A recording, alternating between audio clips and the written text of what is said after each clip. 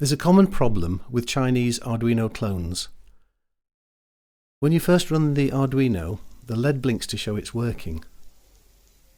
You download your sketch and all works well until you've tried to upload your sketch again.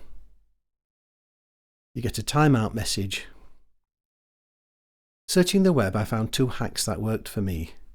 The first was to reburn the bootloader and upload the sketch again, but you'll have to do this every time you want to upload a sketch. The second was to hold down the reset button while the Arduino IDE was compiling and release it a split second before uploading starts. It takes a bit of practice to get it right. None of these is ideal, but it does indicate that reset could be the problem.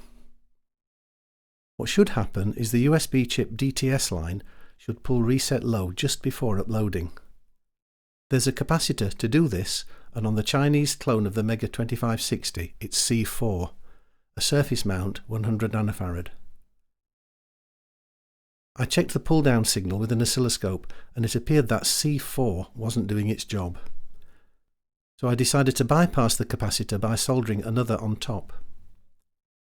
A quick check with the oscilloscope showed the pulse was now getting through to the reset line. And uploads now work every time. Problem solved.